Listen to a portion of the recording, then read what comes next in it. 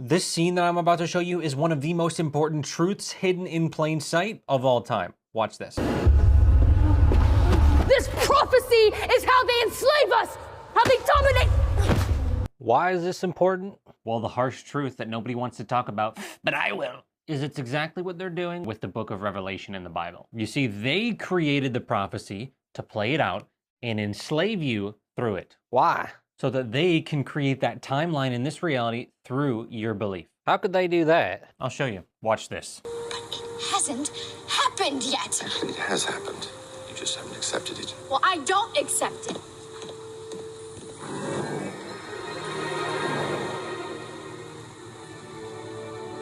You see that? Did you see that? David, I know that you saw that.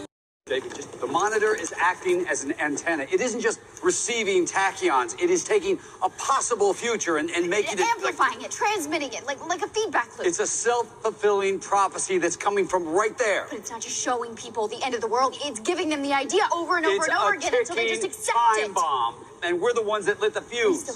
So what's your point here? You have to realize the future is controlled by our belief, not their prophecy. And some people will argue, did they put it there or not originally? Well, it doesn't even matter because they're just using it as a tool for achieving their goal of controlling us either way. And it's called mass indoctrination. We fell for it over time because think about it. There was no internet. There was no access to other religious traditions easily. And remember, certain narratives about the Bible and Jesus were pushed so hard that either you believed in it or they persecuted you.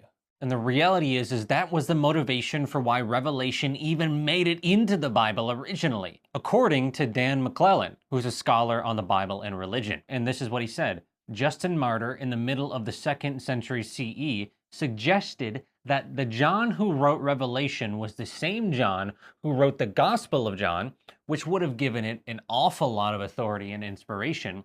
But other Christians thought there's no way these are the same author. The book of Revelation is very awkward and unsophisticated Greek. What changed was Athanasius of Alexandria used the book of Revelation as a tool for structuring power and values and boundaries, particularly in his battles against other followers of Jesus that he considered to be heretics. And he was one of the first to suggest that the beast and the opponents of Jesus in the book of Revelation could be identified as other followers of Jesus. And in his Festal letter that he wrote at the end of the 4th century CE, which became probably the single most authoritative early canon list, he finished the list off with the book of Revelation and then, in the style of the book of Revelation, prohibited adding to or taking away from his list. And his list is more or less what would become approved by the later councils that ended up authorizing the canon. And so I think without Athanasius of Alexandria, we probably don't have Revelation in the canon at all. So that proves multiple points. Number one, Revelation getting into the Bible was not because people believed in it, or that we have historical evidence that it was legit, but because a person of political power offed those who didn't believe in that book of Revelation. And if there's anything I want you to really commit to your memory, it's this. The mass spiritual view right now is not a function of truth, but of power and manipulation. And number two, we know that the intent of Athanasius was not giving us the truth of Jesus' message, but rather to have his version win. So then logically, we have to question the validity of the entire Bible and the books that were added into it and the books that were left out of it on purpose, such as the Book of Enoch. This is a huge point since we know that the intent was not moral of Athanasius, but from Shadow. Why do all this? Well, they did it because they believed it.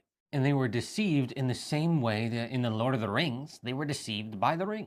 In Carl Jung's psychological model, he calls it the shadow. And Jung referred to Christian programming as potentially one-sided, promoting a focus on goodness while suppressing the shadow. Jung believed that the shadow contains the traits and impulses that individuals or groups refuse to accept about themselves. Instead of integrating these qualities, they project them outward onto others.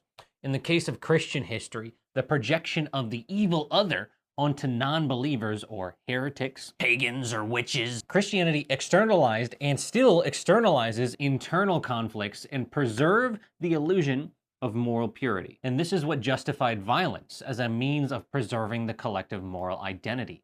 Quote from Jung, "The shadow is a moral problem that challenges the whole ego personality. For no one can become conscious of the shadow without considerable moral effort. To become conscious of it involves recognizing the dark aspects of personality as present and real.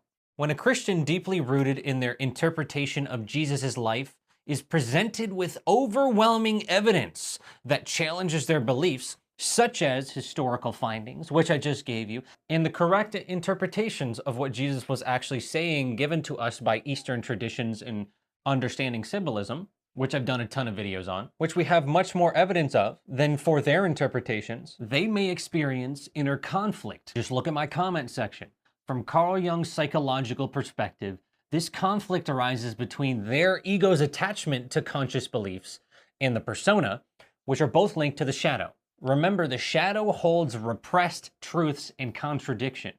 To avoid the discomfort of actually facing this, they just outright dismiss the evidence without actually critically thinking, rationalizing it as a misunderstanding of divine truths, and they just double down on their beliefs. This psychological struggle to just suppress conflicting ideas without actually critically thinking is the definition of cognitive dissonance. And so a Christian, or what I like to call churchianity, might experience cognitive dissonance when confronted with evidence that challenges their beliefs because their faith is often intertwined with their identity and their morality and their worldview. Jung believed that integrating the shadow, or acknowledging and owning one's darker impulses, was essential for individuation, or personal wholeness, and collective peace. I just want people to stop offing each other already because of this ridiculousness. It's still happening to this day. Trust me, it's not just Christians. Look at the Middle East. Quote, "The recognition of the shadow leads to humility and opens the way to charity.